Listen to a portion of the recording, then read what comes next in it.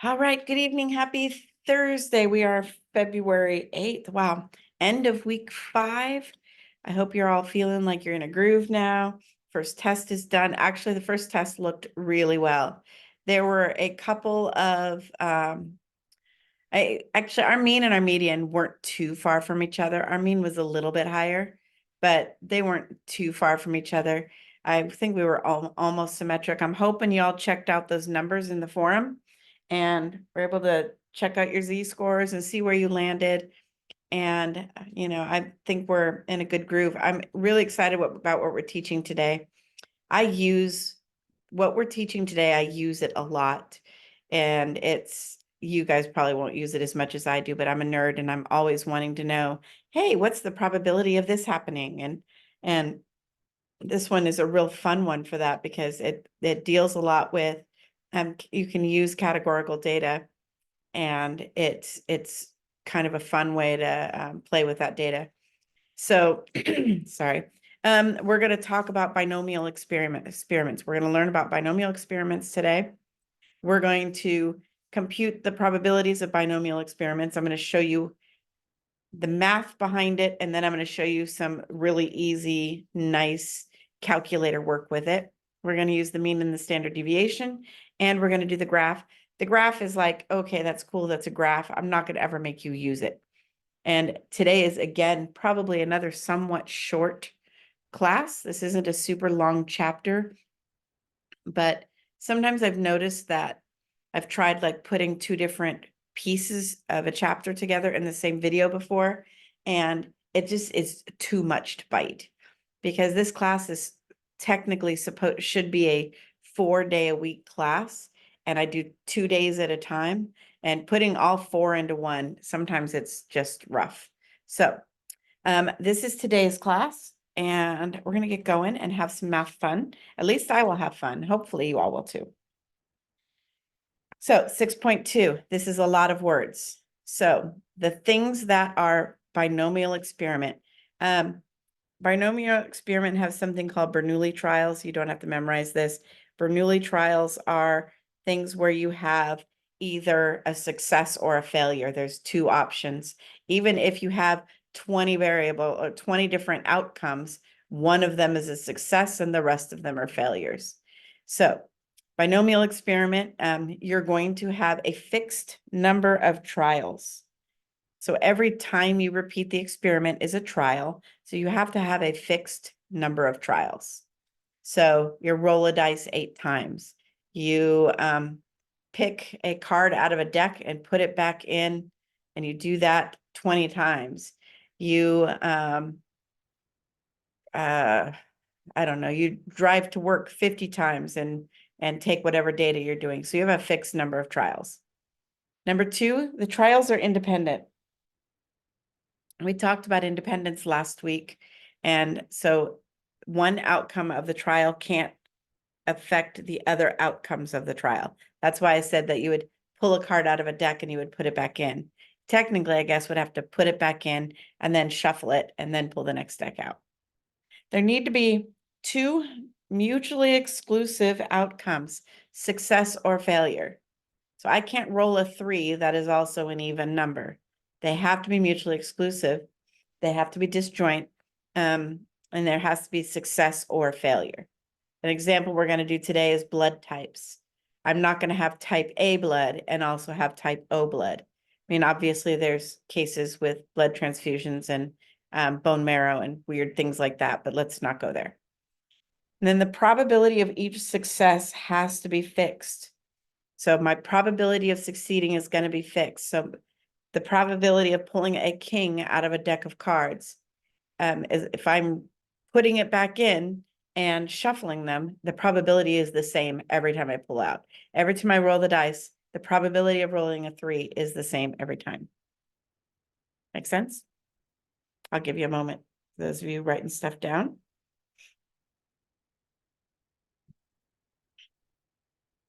I can't remember if your homework asks you whether or not, I can't remember whether or not there's a homework about whether or not something's a binomial experiment. I can't remember.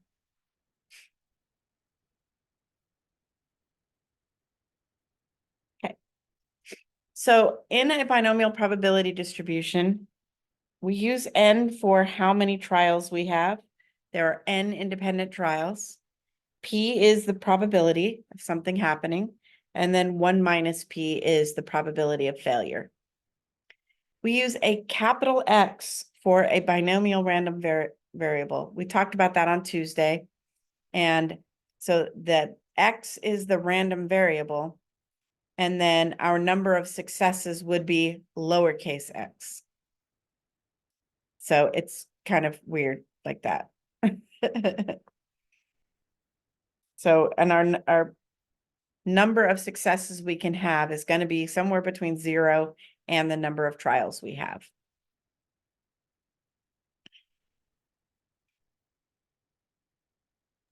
What did you say the difference was between the upper X and lowercase x? So the uppercase X is what the variable is. So like my variable could be rolling it could be rolling a dice or outcomes of rolling a dice or something like that. The X would be the number of successes. So I could say like my random variable is either it's like rolling a 5 on the dice or not rolling a 5 on the dice. I'm looking for success would be rolling a 5. My capital X is basically the outcome of what I roll on the dice. The lowercase x would be how many times did I roll that 5 on the dice? The number of successes. So this is number of successes. And it's not going to really be that big of a deal. There shouldn't be any confusion there. The more confusion is just explaining it. I don't think that it's going to cause any problems with any of your homework or anything. And nobody's going to get mad at you if you write a capital X as opposed to a lowercase x. Like you can really tell. All right. Okay, let's talk about whether or not things are binomial experiments and why they aren't if they are not.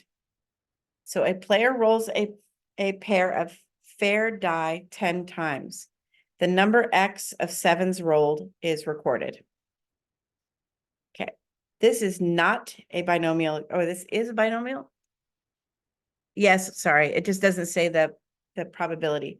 The reason we know that it's a binomial experiment is because here are my fixed number of rolls. The probability of getting a success every time is the same. The probability of getting a 7 is not going to change. And then, what was I just lost my mind. And the probability of rolling a 7 doesn't change. I have a fixed number of outcomes. And then I have a success or failure. I either rolled a 7 or I didn't roll a 7. I don't know where my brain is. It's going to get better. I'm going to shake out the cobwebs. Let's try another one. The 11 largest airlines had an on-time percentage of 84.7% in November 2001. According to Air Travel Consumer Report, in order to assess the reasons for delays, an official with the FAA randomly selects flights until she finds 10 that were not on time. The number of flights X that need to be selected is recorded. All right. This is not binomial. We don't have a fixed number of trials. So my probability of success is supposedly 84.7. However, they are going to keep choosing flights until they get 10 that were not on time, until they can get 10 failures. That's what they're looking for. And they're just going to keep going. They would have to have a fixed number of trials. So they would need to say something like, out of 100 flights, they check to see how many were not on time. That would be a fixed number of a fixed number of trials. But since they just going until they find 10 that are not on time, it's not a fixed number of trials. I'm going to do another one. In a class of 30 students, 55% are female. She randomly selects 4 students. The number X of females selected is recorded. What do y'all think?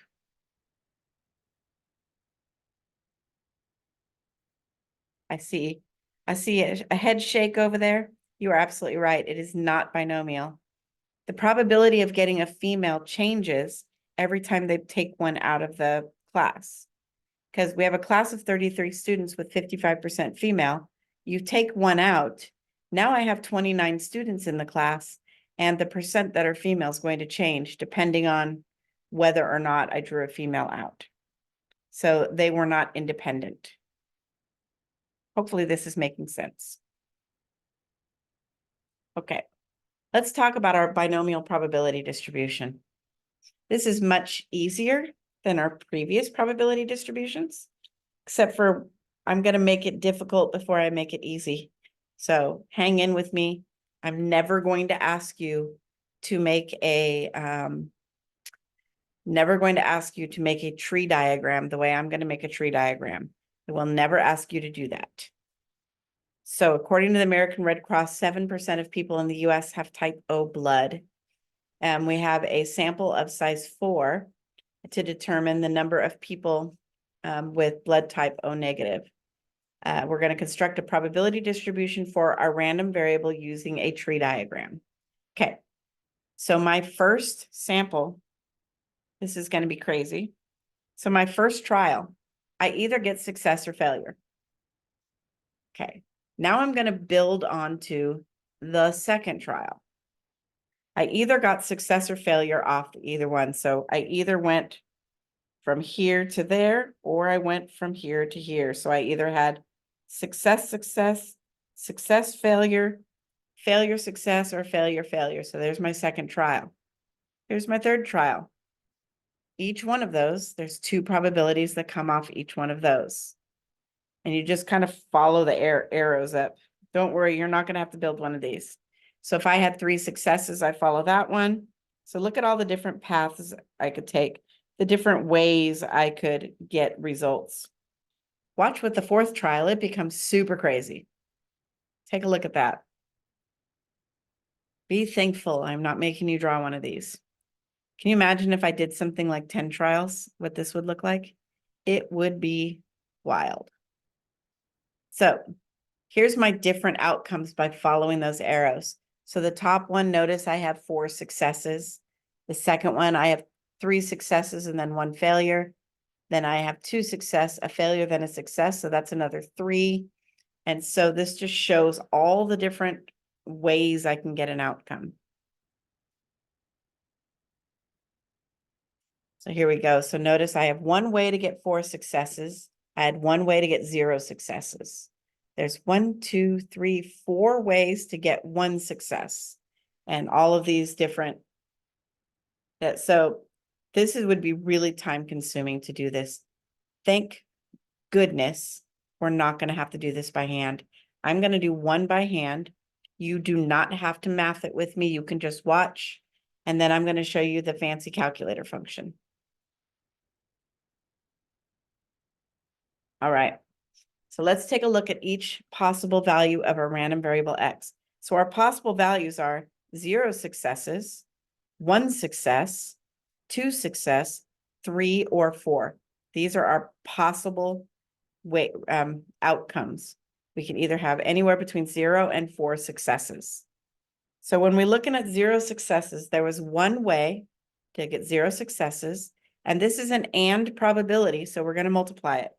So it's success on the first one, and success on the second one, and success on the third, and success on the fourth. So we need to multiply all of those together, and I have the probability of that right there. The first one is easy. Getting 1 success is super easy. So let's take a look at, or getting 0 is really easy. So there were 4 different ways to get 1 success. So for failure, I have 93% failure. So I have 93% to the 3rd power times 1 success. But I need to multiply that by 4 because there are 4 different ways to get that outcome. So for 1 success, I have 4 different ways to get 1 success. So I multiply that by 4, and I have that probability. this would be a lot of math to do and take us a lot of time to figure all of this out regularly. So Where's when where's that 0.7 coming from? The 0.07. that's the probability of success. The probability of failure is 93% because the Oh, I 7% get it. of people Thank have it. you. Yes. So we have 6 ways to get 2 successes. So we have 93% to the second power for our failure. Sorry, 93% to the second power for failure and 7% squared for success. We have to multiply it by 6 because there's 6 ways for this to happen. And then finally, then my third is this and my fourth is this. You kind of get the idea. This would be really time consuming because we would have to figure out how many different ways each time. So this is my probability, my binomial probability distribution table right here. I get all of those successes and failures. Thankfully, there's a much easier way to do this. Oops, I'm gonna give you a second. If you're writing it down or taking notes or whatever, I'll give you a second.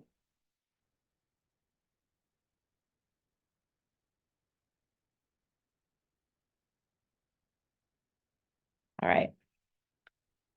So I am not going to make you do this math right here.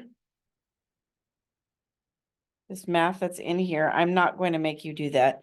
This is combinatorics, and this right here, it tells you this right here is a function that will help us to determine how many different ways we can get the number of successes or failures that we're looking for. We don't need to do that because we have a nice calculator function. We don't need to use the combinatorics, though I enjoy it. I like that math, but I'm also really weird and I'm a math teacher. So there you go. Our calculator function is this right here. And I will talk about what it means when we are using it. So binom PDF, it's, you know, where your normal CDF is on your calculator. So it's second vars. Binomial PDF, if you go down, it is letter A. So you do second vars, just like we did with normal CDF, second vars, and scroll all the way down to letter A.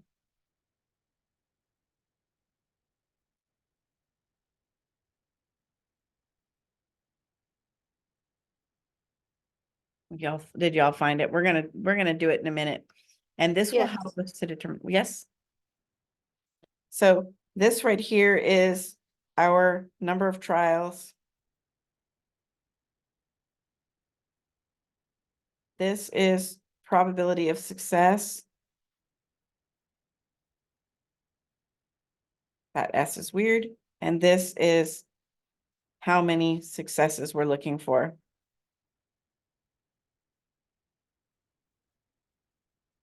We use this when looking for an exact number of successes. An exact number of successes. All right. I'm going to move on and we're going to do some math with it. I have my calculator up so we can do it together. I don't care about all this. Okay. According to Experian Automotive, 35% of all car owning households have 3 or more cars. In a random sample of 20 car owning households, what's the probability exactly 5 have 3 or more cars? So we're looking for the probability of exactly 5. I'm going to bop over to my calculator. Oops. It's over here. All right, let me show you how this works. Go up a little bit. Trying to zoom. All right. So you do second and then the vars button, which second variables.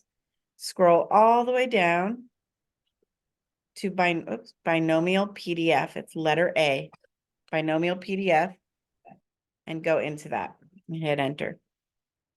Okay, the number of trials, we're looking at 20 car owning households. So we're looking at 20 different trials.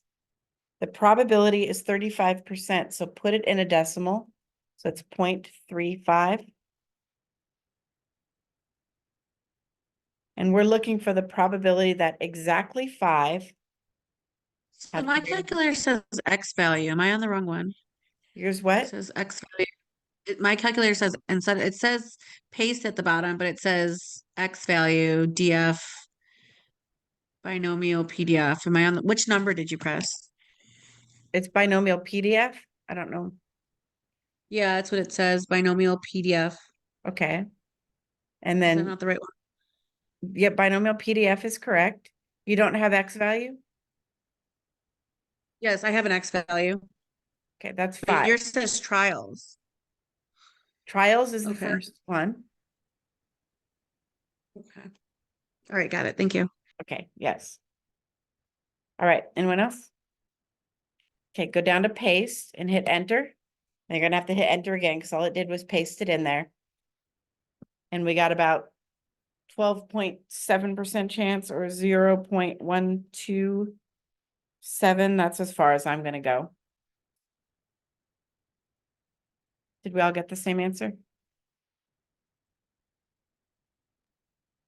Yes, so I printed out the notes. Just 1 second. So you know how before you started entering the numbers on the calculator, Mm-hmm. it showed like it said second bars Yeah, and right here. then binomial PDF or whatever. Okay, before that, sorry. This one right here. No, never mind. Well, it said there's two X's, and you said it's the exact value. Is that the one that's next to the P inside the parentheses? This right The here, X- this is right here is we're looking for exactly 5. That's our X exact value. value. Okay, yeah, This is the perfect. X. That's what I was wondering. Yeah, Okay, thank you. yes. So we're looking for the probability that that out of 20 cars, exactly 5 of them have 3 or more cars. Thank you. So the probability that exactly 5 have 3 or more cars is about 0.127. So this would be our answer. This is our probability. Questions? We're gonna do that one more time in another example. Okay, Or yeah, can we do that one more time? Yeah. Thank you. okay. All right, okay, this is a less than. I can just do another example. Let me just make one up off the top of my head. Okay, I'm making something up off the top of my head, so this is not good statistics. Let's say that, let's say that 16% of all AP students cheat on tests or have cheated on a test. I'm making stuff up. Okay. Saying that 16% of AP students have cheated on a test. What is the probability that out of 30 students, exactly 6 have cheated? Remember, I'm making stuff up here. So I'm going to change my pen color because I can. So this is going to be binomial PDF. And we have 30 is our, how many, 30 is the trial numbers because I'm looking at 30 students. My probability will be 16.16. And then I'm looking for exactly 6 students. So is that the X value? 6? Yes. Okay. This is X. This is X. This is P. And then this is trials.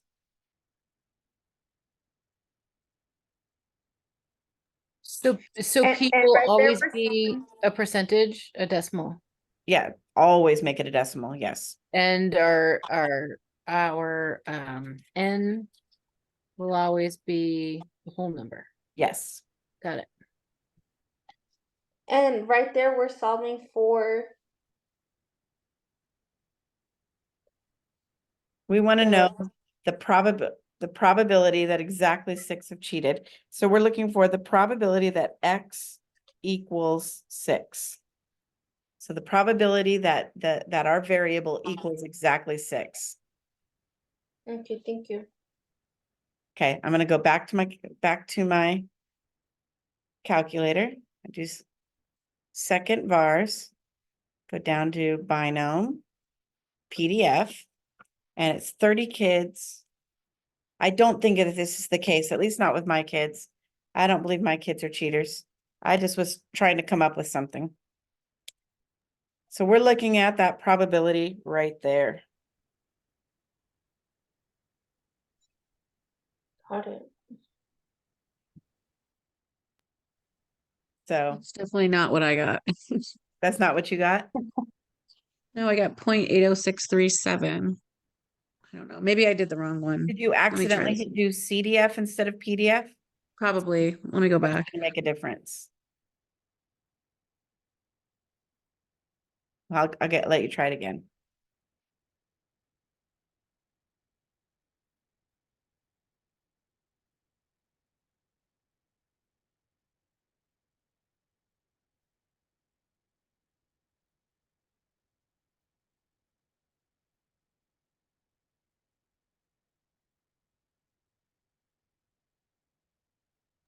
What was the X value again? Was it Our 5? The X value is 6 on this in this one. 6. Okay. Okay, I got it. Thank you. Hey, okay, good. All right, are we good? You guys ready to move on? Yeah. The next example helped? Okay. As long as you don't mind me picking weird stories, I'm always happy to make something up off the top of my head. Okay, so many times we're looking for something that is less than or equal to. And this is one of those cases where and I wish that wasn't just popping there. Sometimes we want something that's less than, or we want less than or equal to, or we're looking for greater than. So we have this function right here. This is a cumulative function. So what cumulative means is you're like adding it up as you go along. We did this a little while ago where we did cumulative. So cumulative is when you're adding it up as you go along. So our binom CDF, which is right below the PDF, is for cumulative. So it's used for less than. So if I did, or it's used for less than or equal to, sorry. So it only does less than or equal to. It will not do greater than. Only does less than or equal to. So we have to sometimes adjust things a little bit to make sure that it fits under the less than or equal to umbrella. So for example, this problem right here says in a random sample of 20 car-owning households, what's the probability that less than 4 have 3 or more cars? So since our function only does less than or equal to, we have to change it from less than 4 to less than or equal to 3. Because 4 is not included, but 3 is, so we have to change it to less than or equal to 3. So either 0 or 1 or 2 or 3 have less than, or have more than 3 cars. So we're going to use binom CDF. I'm going to bop right back over there, my calculator. Binom CDF is right under PDF.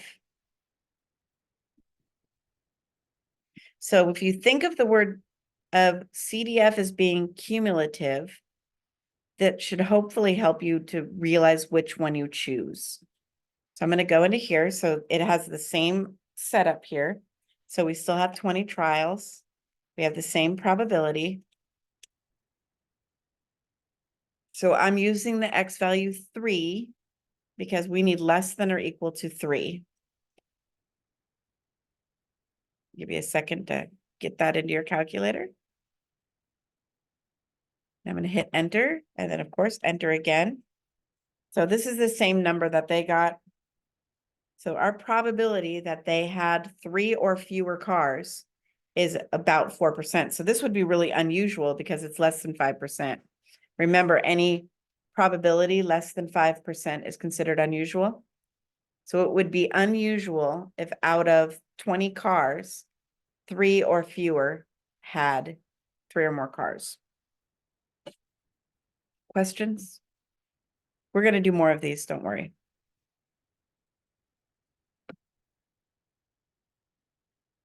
I'm gonna bop back over to the other one. Okay. Wish that thing would quit popping up. All right, so this is the cumulative function, the CDF. And do another example. Except for this one is at least. Does anybody remember the words I say every time you see at least? We use the what rule?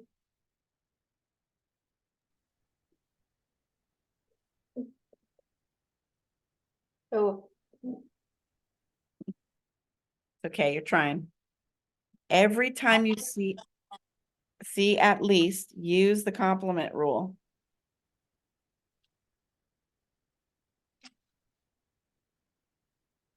Every time you see those words, you're going to use the complement rule.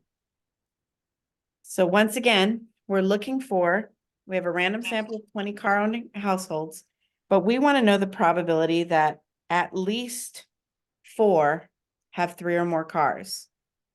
So I can only do less than or equal to. So I know that this already red thing already popped up here, but I'm going to give you a little bit of a visual.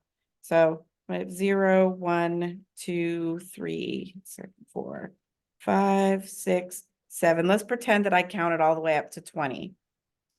I need to look at the successes, that the successes are either 4, 5, 6, 7, 8, all the way up to 20. So this is what I'm looking for, is these right here and up.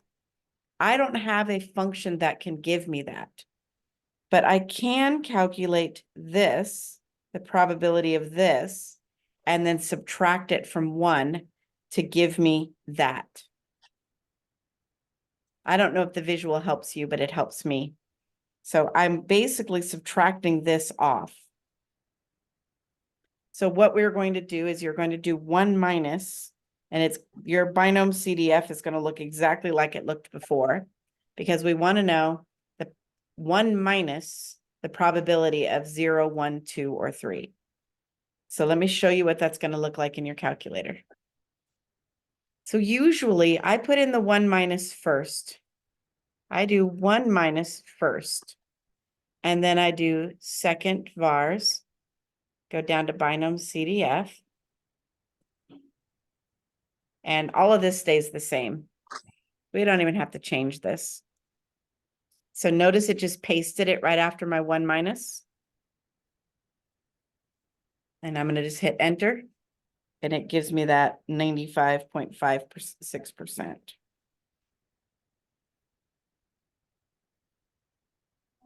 If you don't want to do the 1 minus first, you can just put in, so I could do this. Look at my magic of copy and paste. You guys, this is fancy. I just learned this about a year ago. Our calculators can copy and paste. If you arrow up and highlight something and then you hit enter, it pastes it in for you. And if, let's say that you put the wrong number in there, let's pretend that this should have been 25. After you paste it, you can change any numbers you want and then like recalculate. So let's say that I put in my binomial and I did not do the 1 minus yet. I can hit enter and get my value. Now I can do 1 minus, and I can go up here and I can highlight it and hit enter and it'll paste it. And ta-da! Sorry, the calculators fascinate me. They do. can we give that a try? What was that? Can we try that ourselves in the Yes, go for it. calculator? I will sit here and wait for a moment. I want you to play with it.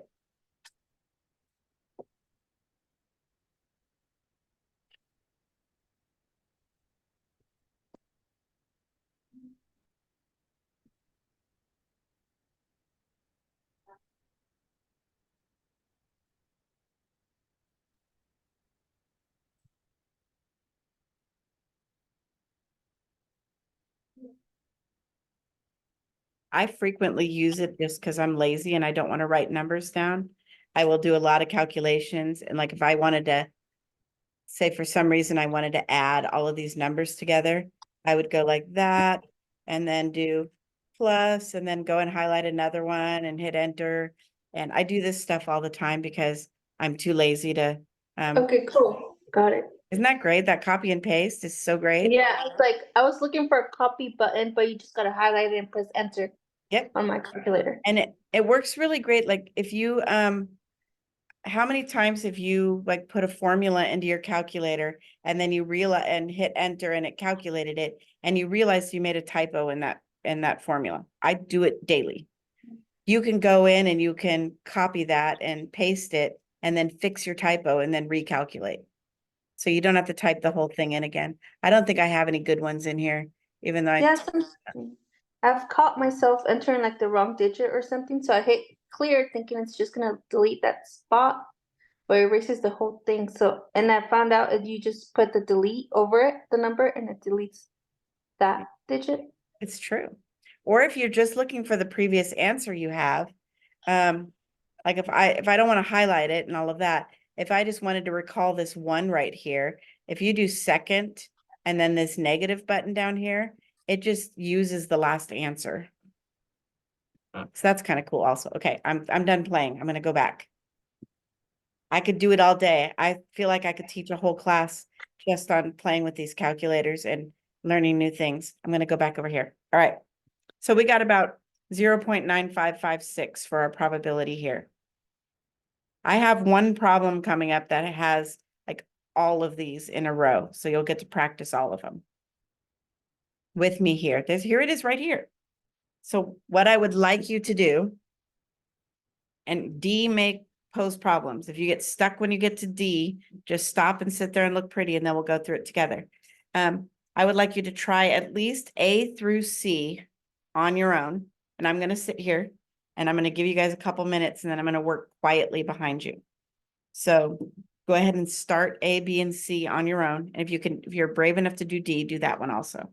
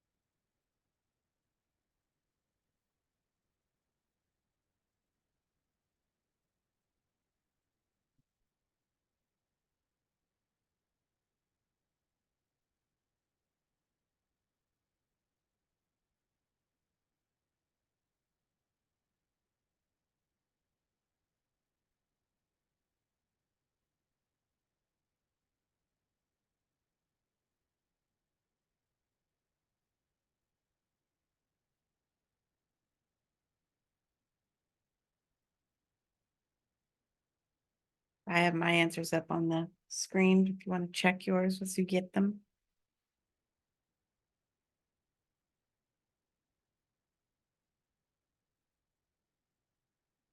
How did we do?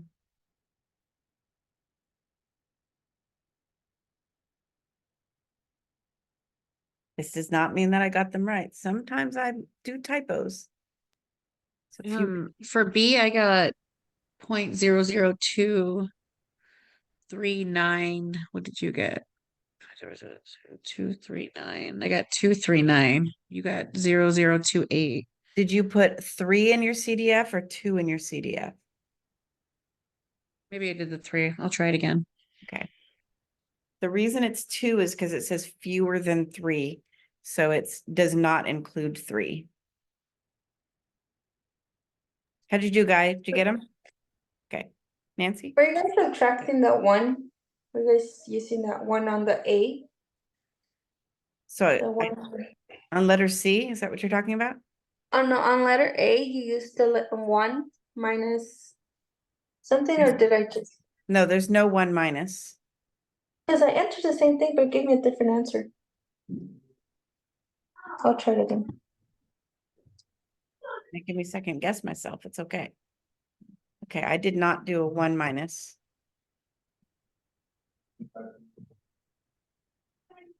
Are you sure you did PDF and not CDF? Oh, that's what. Thank you. You're welcome. That's what I did wrong too. Thank you. No problem. Remember, PDF is exact number. And CDF is cumulative. So it's, less than or equal to. Can we talk about C real quick? Yes.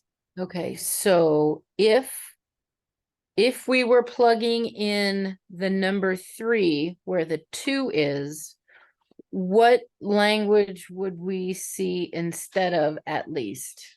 It would have been, Back? if you put 3 in there, you would be looking at least 4. Because it's like 0, 1, 2, 3, 4, 5, 6. So what we want is at least 3. So we want this. Or, it's obviously keeps going on. We have to find this and then subtract it from 1. Yes. So anytime we see at least and then a number after it, what we plug in will always be the number before that. Yes. Got it. And sometimes it helps to draw this little weird diagram that I made. Sometimes it helps to show what you're cutting off. Okay, anybody have an idea of what to do for D? Drawing a picture can help there. So I'm going to do another one of my lovely pictures because, I am a professional diagram drawer here. It's not even really a diagram. I don't even know what you would call it. Okay, let's pretend this goes all the way up to 20. So what I want this. I want this right here. So I'm going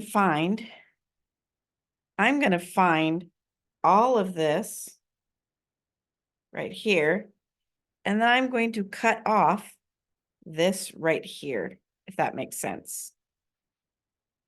So what I need to find is the probability that 4 or fewer, and I need to find the probability that 7 or fewer. And so this is what it's going to look like. I'm going to have to erase that because I don't have room on here. So what I'm going to do is I'm going to do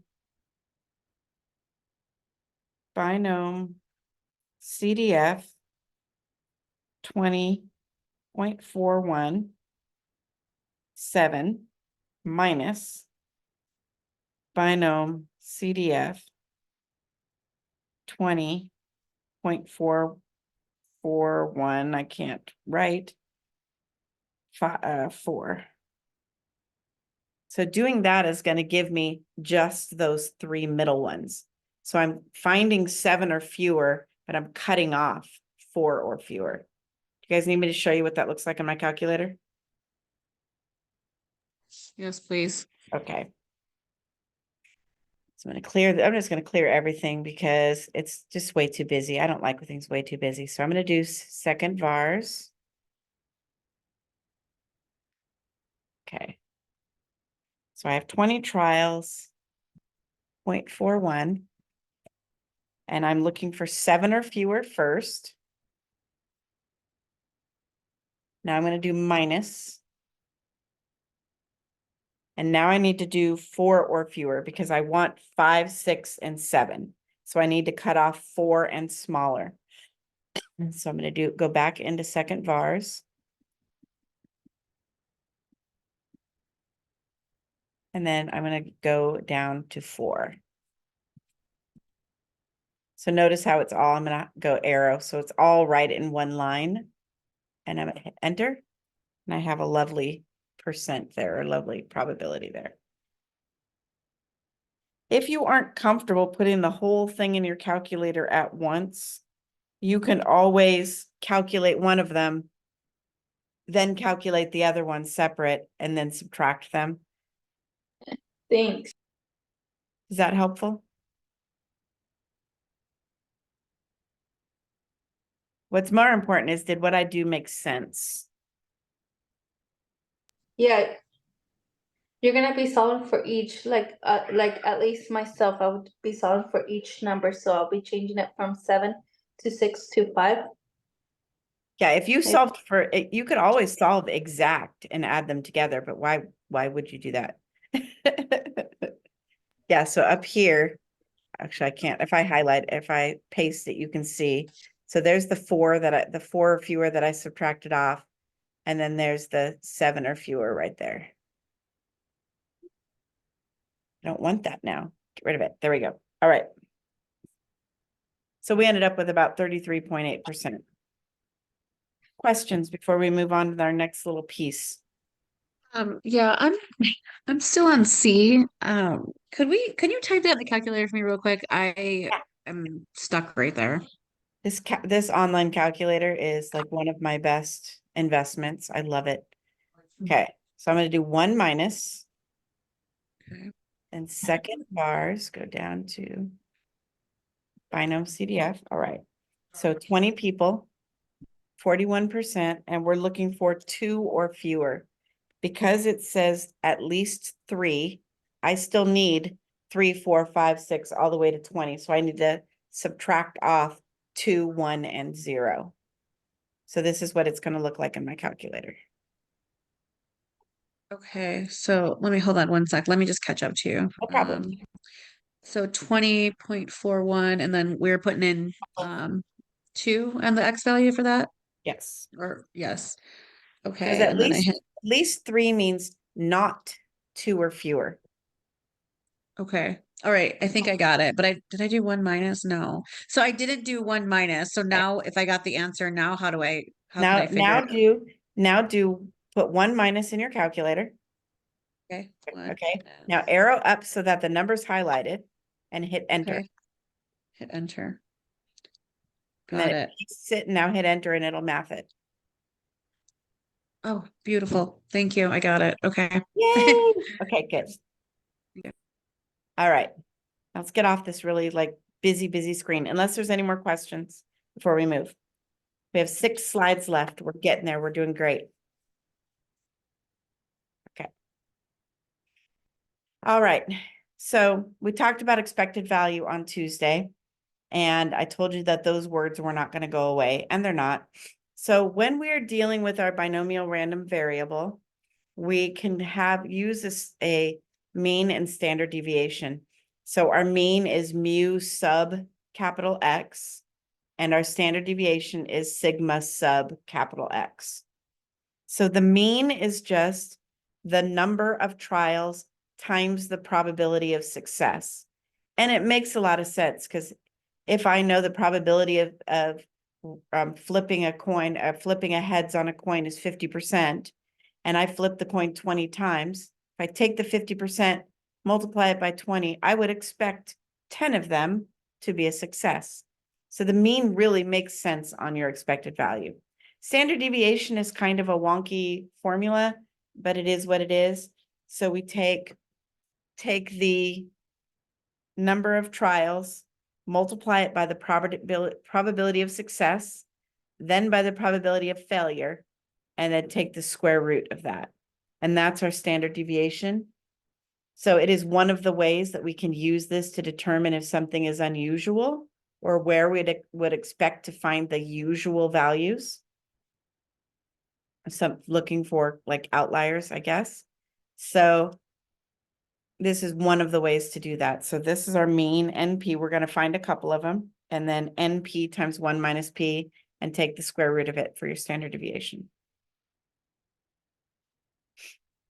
All right, let's do a couple of examples. So according to Experian, 35% of all car owning households have 3 or more cars. In a simple random sample of 400 car owning households, we're going to look for the mean and the standard deviation. So my mean, my mu sub x, we're just going to take our sample size and multiply it by that 35%.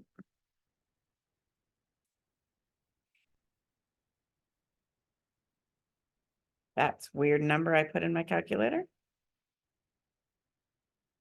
Right. So we would expect 140 out of 400 to have 3 or more cars. That would be our expected value. That's the interpretation of that. So let's do the standard deviation.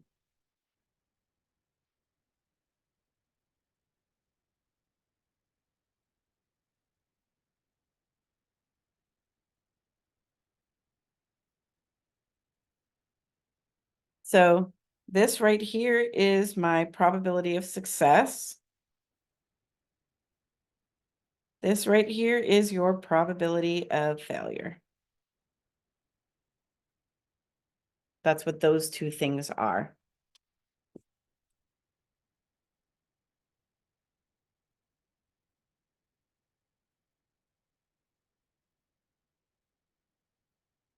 So I took these 3 things, multiplied them together, and then took the square root, got approximately 9.54.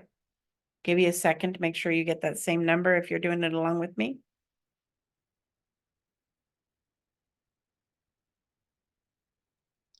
Where's the 0.65 from? Are you subtracting that? It's 1 minus 0.35. 1 minus 0.35. That's where you got 0.65? Yes.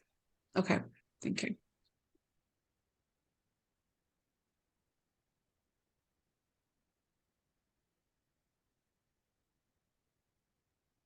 Got it. And I actually highlighted the answer, like the answer to enter it into the square root. It was pretty cool. Isn't that great? It's like you have a new toy now, isn't it? Yeah. That's probably my favorite feature, the simplest feature, but it's my favorite thing about these calculators. All right, we're going to move on, and we're going to talk about our probability distribution. So bell-shaped is good. We like bell-shaped. We like when things are normal and everything. So when we are trying to determine whether one of these trials, one of these type of experiments is bell-shaped, we do this little bit of math right here. If our number of trials times the probability of success times the probability of failure, those 3 things multiplied together are greater than or equal to 10, then our distribution is approximately bell-shaped. This is going to come up again. This will come up again next week, and it's actually, I think almost every week it comes up again. So just letting you know, this will keep coming up. So if NP times 1 minus P is greater than or equal to 10, we are approximately bell-shaped. Because when things are bell-shaped, we have more math we can do with them. There's more things that we can do when things are bell-shaped. And a lot of the times, if something's not bell-shaped, we make it bell-shaped. And I'll tell you how to do that later on.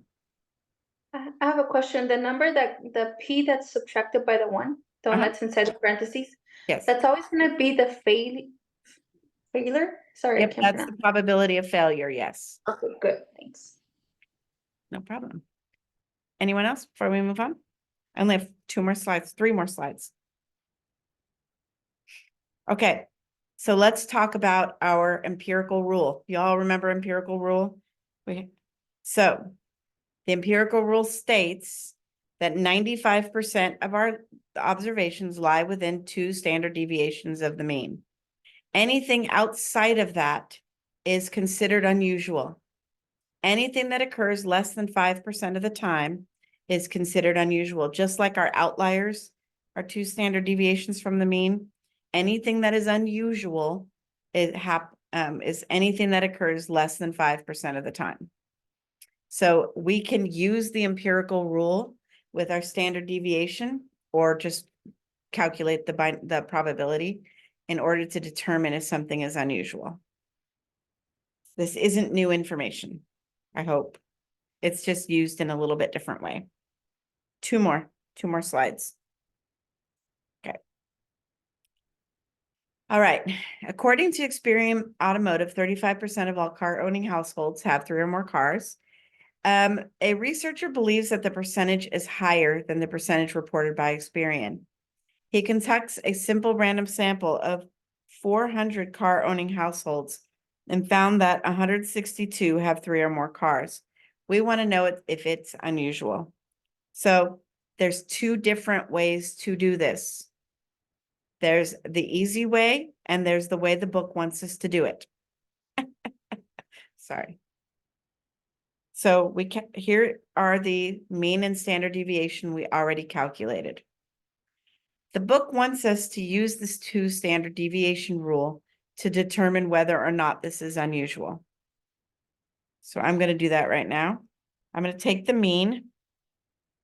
So I'm going to take 140. Then I'm going to add 2 times the standard deviation to that.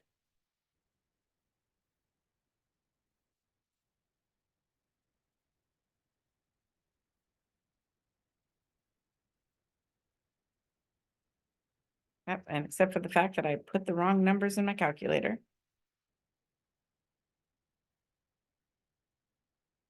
So this is approximately 159. So anything larger than 159 is considered unusual. Since this value is 162, yes, it is unusual. Yes. The other way that we could have calculated this is we could have just done binomial PDF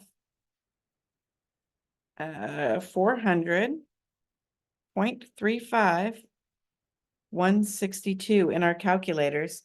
And if that value ended up being less than 5%, then it's unusual. And it better be less than 5% because I just used the empirical rule.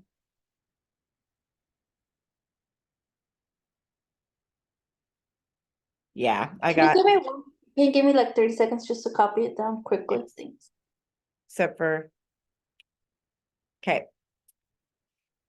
Now, let me tell you, the reason it is, if you put it in your calculator, you would have gotten 99%. It is still outside the 2 standard deviations because it is in the top 5%. Does that make sense? Because our bell curve is like this. So anything up here is an outlier and anything down there is an outlier. So 99% is up here, correct? Does that make sense? Yeah. Okay, because it is in the top outlier part. So you can either do that, but you need to pay really close attention to when you are outside the 95%. So anything less than 5% or greater than 95% is unusual, just like with our empirical rule. Or you can use your 2 standard deviation rule. Questions? We have 1 more. I'm gonna have you I have guys. a quick question. I have a Yes. quick question. So, I understand that you got 0.65 because that's 1 minus 0.35. But do we just, I'm back in the standard deviation. Is that just how we get the 0.65, or do we also multiply that on top of the 0.65? No, that's how we got the 0.6. Okay, all right, thank you. Yes, yes, yes. You can put it in this way if you want, or you can just put in 0.65. It doesn't matter. Okay, thank you. You're welcome. That's a good question. No apologies, please. All questions are good questions. Can I move on? Are we good? I let you. Yes, I'm yes, good. I'm listening. Okay. I would like you to try this one. You can use the empirical rule or you can use binom. I don't care. So we want to know whether or not. So this is 41%. So remember, these were 41% of households are wireless only. So if in a simple random sample of 300 households, there are 143 that are wireless only. Is this unusual? You can either use the mean and standard deviation or just use binom. I'm okay either way.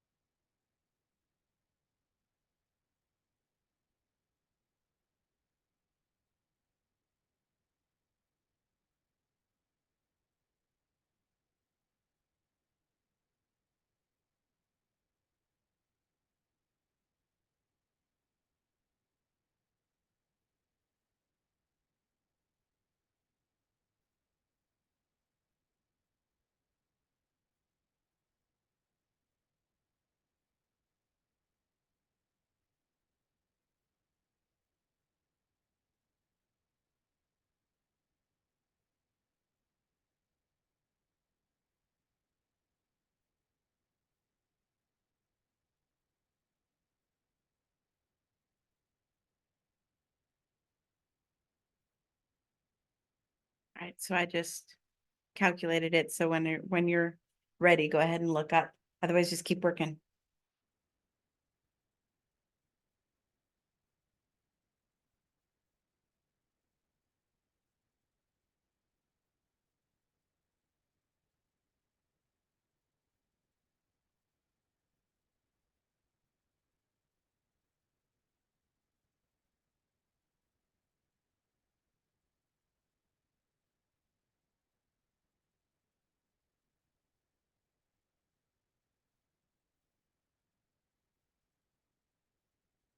How'd we do? You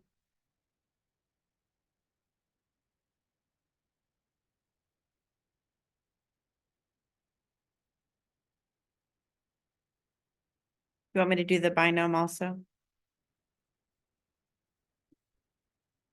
Yes, please. All right.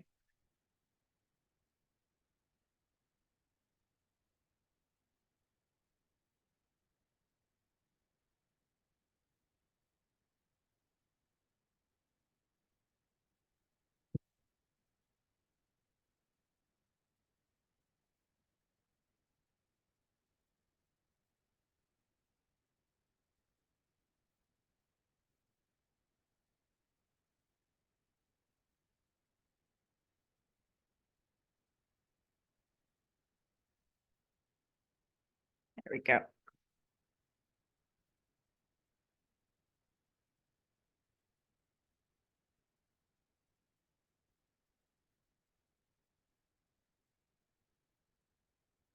I got that it was unusual both ways. So the red Binomedia shows that it's less than 1% chance of happening. And my 2 standard deviations away shows 140. So either way, it's unusual. And and if you're taking a test, I don't care which way you do it. You do what's comfortable with you for you. And I don't know what, I'm not sure how your homework does it. I don't remember if it makes you calculate all of the things separately. But you definitely could check yourself by doing it the other way.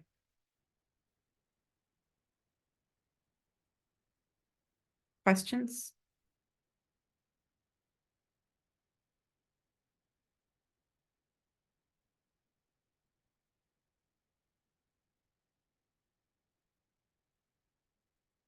I want to remind you also, I'm done. I have no more slides. I want to remind you all, and it's in the calendar. But next week I have to go on a business trip to Phoenix, Arizona. Not excited about it. So there won't be any Zoom meetings next week. I am going to have my laptop with me, so I'll make sure that I'm like very available to answer questions. You'll need to watch the pre-recorded videos and the chapter 7 stuff that I will open up on Sunday. So there's pre-recorded videos in that week's materials. So you'll need to watch those for the lesson 7 materials. And I'm going to make sure you send me messages and posts and discussions and all of that. And I will do everything I can to make sure you're successful with week 7. Is there any way you can make next week's content available sooner than usual? How soon is sooner? Like tomorrow? Um, Yeah, that's all Tomorrow's right. Friday, right? Yeah. I probably can do that. I probably will. I'm still going to send out the weekly email on Sunday, but I will open up the content tomorrow. I can do that. Even just the videos, because you already have the videos, But you right? can get, I mean, do you know about that? You can get all of it on my YouTube channel also. It's Clay's Math 52. So hold on, I don't even know what it is, but if you just click on, hold on a second, let me see if I can get there. So let's just go into a different week. Let's click on week 5. I don't know if it's what it's going to do to me, but if you just click on any of my videos, so let's go to this video right here. If you click on any of my videos, and it will take you to my channel. Yeah. And it's not fully loading, but down at the bottom you'll see my name. I really don't want to listen to your thing here. It's not going to load all the way, but if you'll be able to see that my name underneath of it, and you can just click on it and it'll take you to all my videos. Probably what I'll do is yeah, now I can't get out of it. Probably what I will do is also, I'm going to go back to a previous Zoom meetings that I've done for that particular week, and I will post it in the Zoom folder so that if you want to, because I'm a better teacher via Zoom than I am in pre-recorded videos. And so I'll figure out which Zoom meetings from probably spring term, which ones match that week. And I will post those Zoom meetings in the Zoom folder as well. Okay. Because those are better. Does that work? Yeah, that's great. Thank you. I mean, and I prefer also as interactive and everything. I prefer that as well. But obviously, they're going to stick me in a hotel room with somebody else in Phoenix. I can't be Zooming while I have to make somebody else wait 2 hours, you know? Mm. So I'm going to stop the recording.